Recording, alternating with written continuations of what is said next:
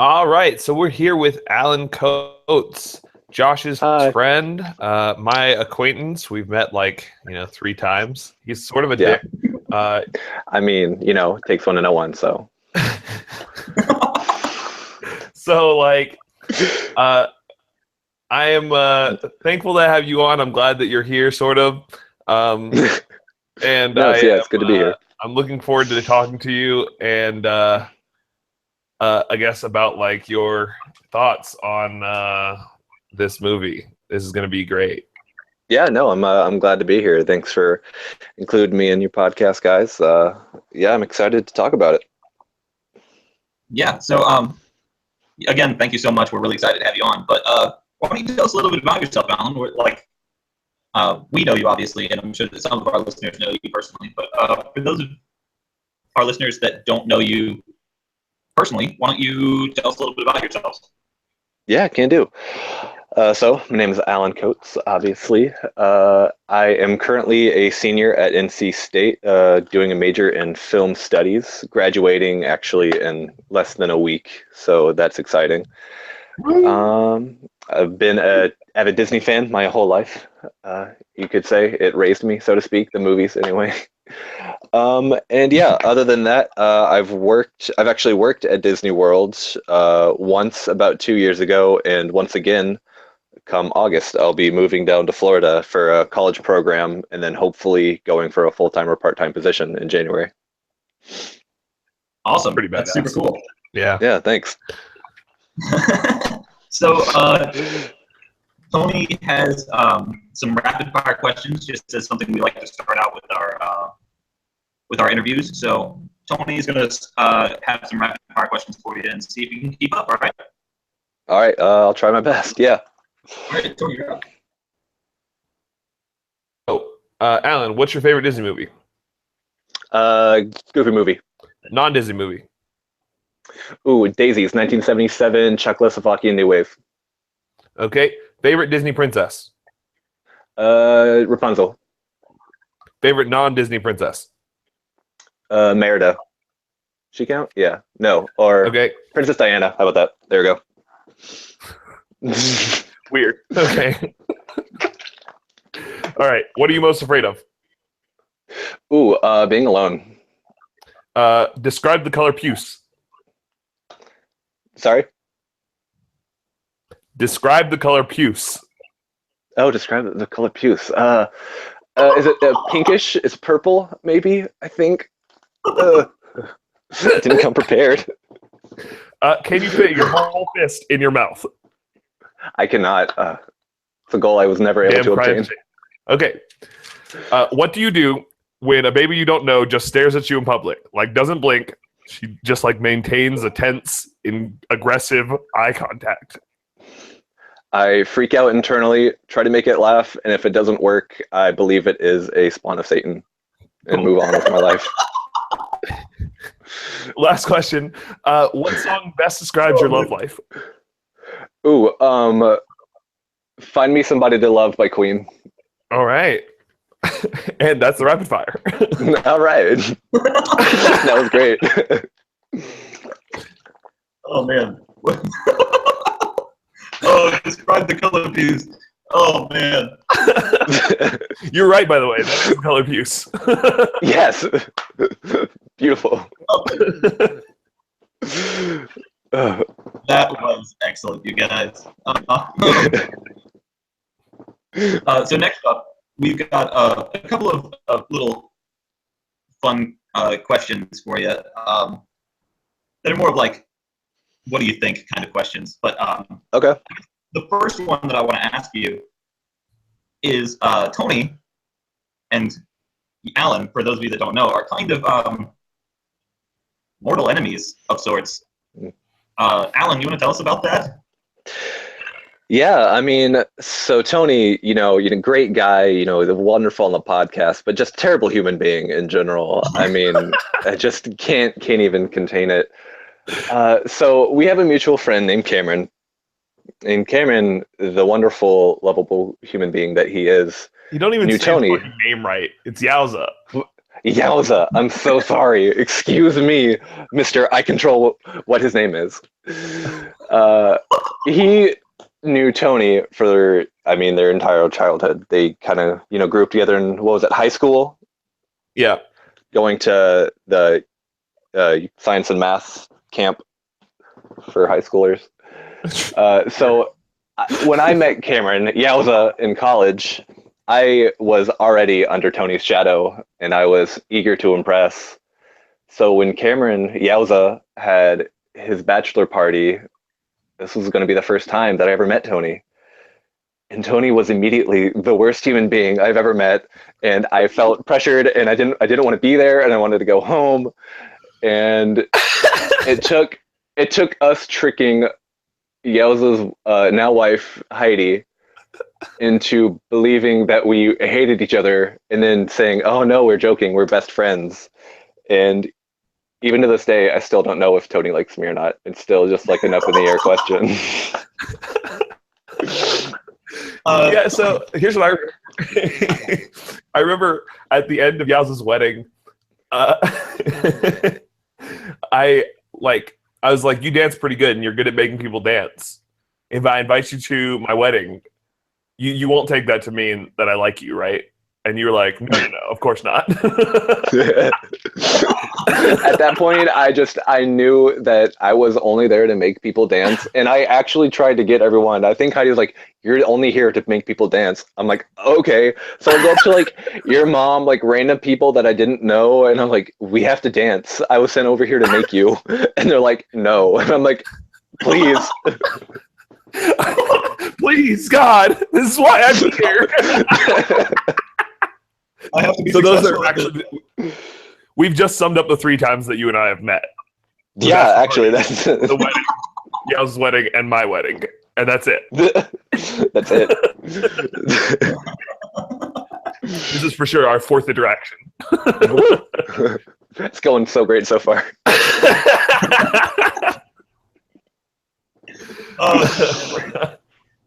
Just great. I love it. Just to like clear it up, Yowza and I had talked beforehand about how like you had like built everything up in your mind about how great of a person was, and he was like, you should just be a total dick to him when he gets here to like just like slam him like down. And I was like, yeah, I should do that. And so then I did. No, actually, I think it was Heidi's idea originally. It was Heidi's idea originally. Yeah. Oh no, that's right, because that's why she got mad that we tried to play her, that like it was actually going really, really badly. Yes, Heidi, if you are listening, we apologize again. Yeah, we're still sorry. Oh, man. I'm just glad it's still happening. That's all.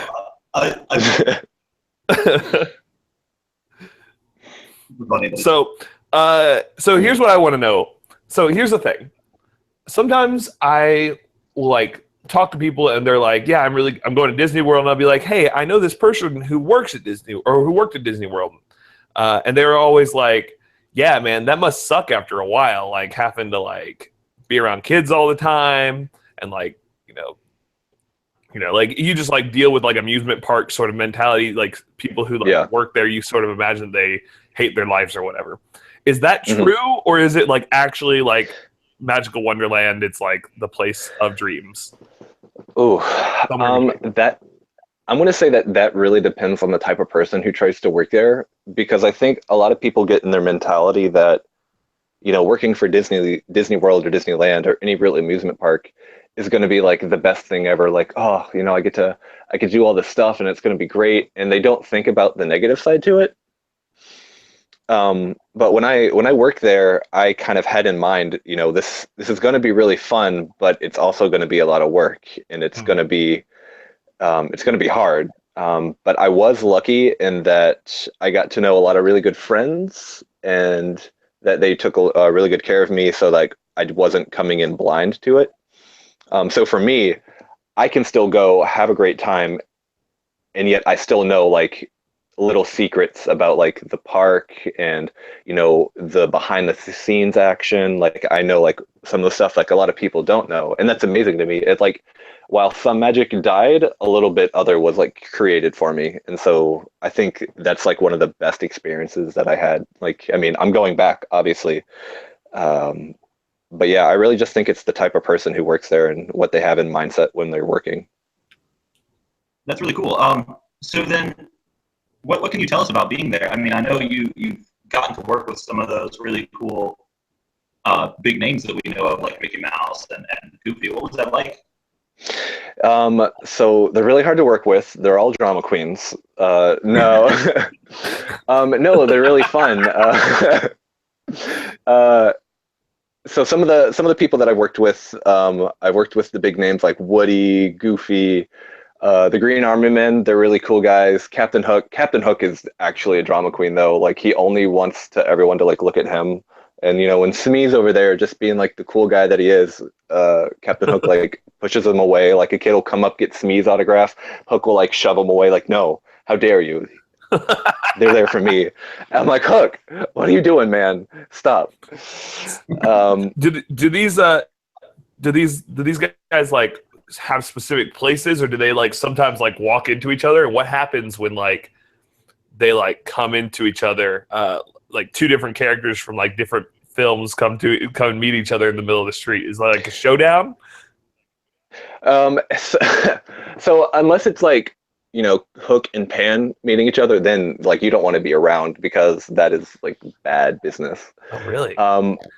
Yeah, it's really dramatic, and Pan just likes to torture Hook, and Hook is, he's just trying to kill him, but what can you do? Um, I know that. but so when they meet each other, they have an idea because they all live, they all work at Disney World, and they're all just trying to do the best job that they can. So they have an idea of the the different people who are there. Since Pan is a character, and Hook is, they know each other. But when they meet Mickey Mouse obviously like knows who they are because he's the big cheese. Yeah. Him, Goofy, Minnie, like Donald, like, they know everyone. But everyone else only has an idea. So like if Elsa was to meet Snow White, she'd be like, "Oh, hello, princess," and Snow White would be like, "Oh, hello, queen." But they wouldn't really know much about each other than that. Interesting. Yeah. That is really interesting. So I guess the next question for you would be, I know that the main thing you wanted to talk about while having you on was animation, specifically in this movie. What were your thoughts as far as the animation in this movie? Yeah.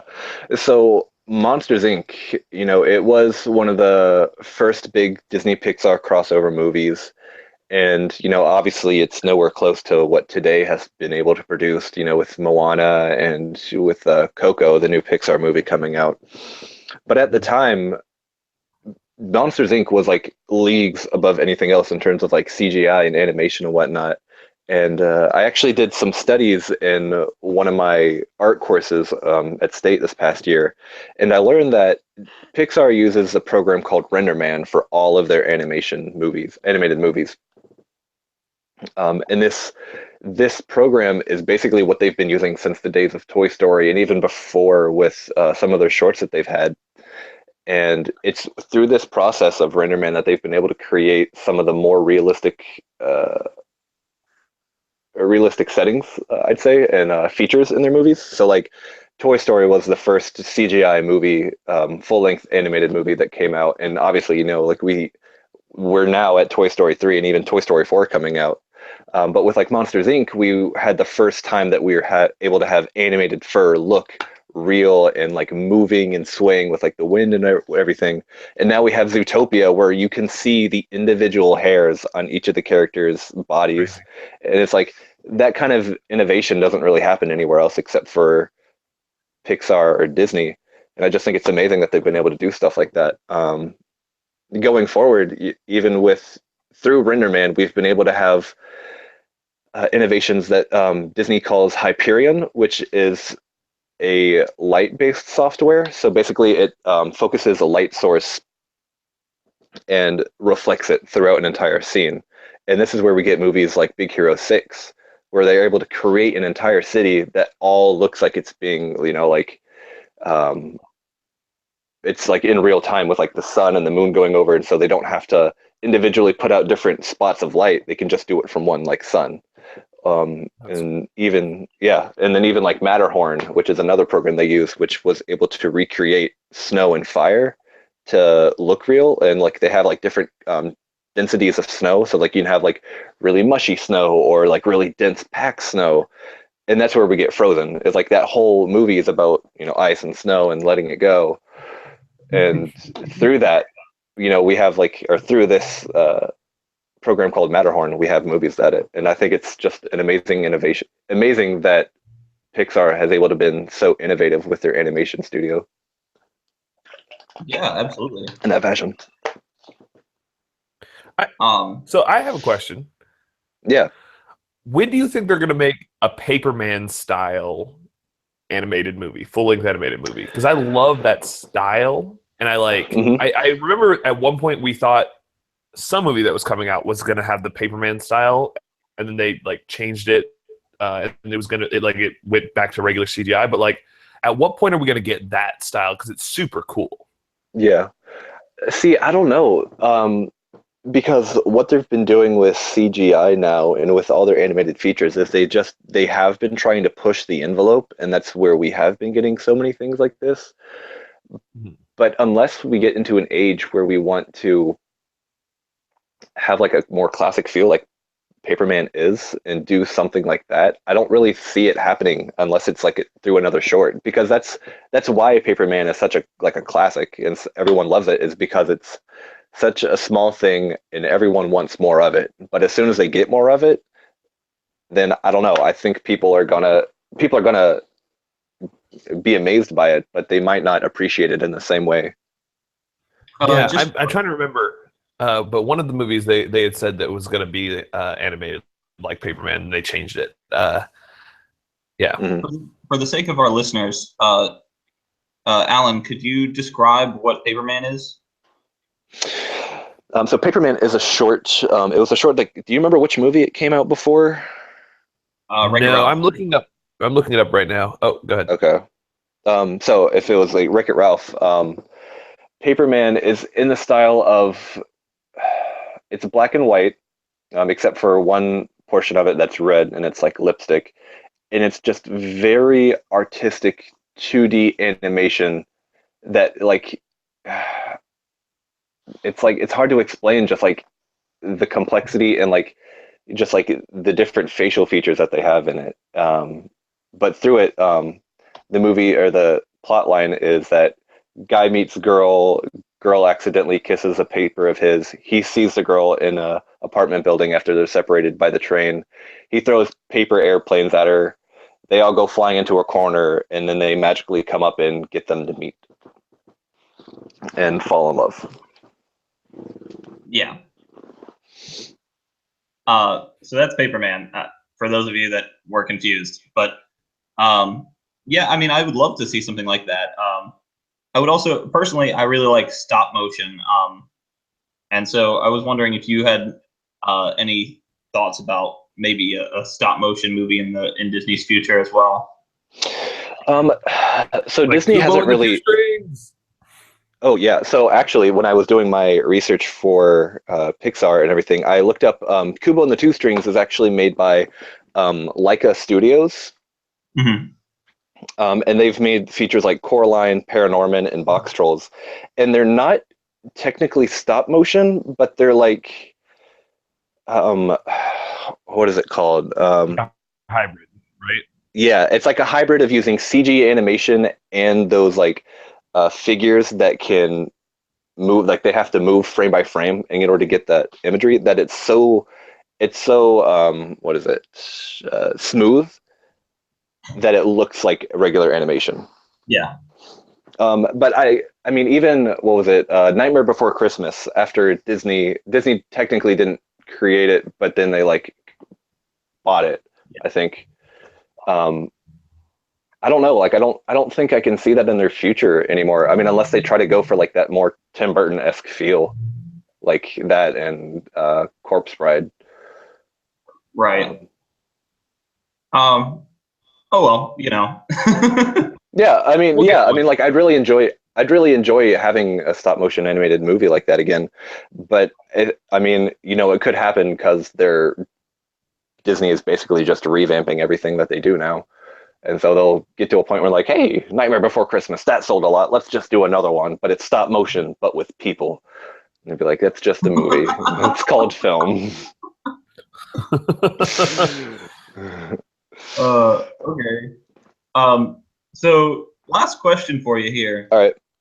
Before we let you go, what was your favorite adult joke in this movie? Oh God. I think the one that just sticks with me is the snow cones. Yes. Because the abominable snowman is like, would you like a snow cone? And like Mike just looks at it because they're yellow, and he's like, it's not what you think it is. It's not pee, I swear. But then what I don't understand is like when Sully goes and like is sledding down the mountain, the abominable snowman is like 20 feet from the little cave, and he's like, I got fresh snow cones, and it's like, why did it take you so long to get snow cones if they're not pee? Like, what were you doing so far away from the cave? Is there a lemon tree back there? Like, what's the what? Right? You got some secret lemons up in Nepal? Like, what are you doing, abominable snowman? Plus, he was holding them at about crotch height. So. I mean, I'm an art major and I don't know math, but you know, 2 + 2 = 4. So snow cones near crotch means pee. So I'm just saying. Oh, well, good. Well, excellent. We want to say thank you again to Alan Coates for joining us on the show. We appreciated having you and love the conversation and love that you and Tony are mortal enemies. Yeah, you know, maybe one day we'll be friends, but doubtful. This has been fun. Yeah, thank you guys so much for having me on here, and yeah, it was a great time. Yeah, thank you. Yeah, hope to have you back on again. Appreciate it, buddy. Tell Goofy I said hi. Yeah, we'll do. All right. All right, take it easy. Thanks.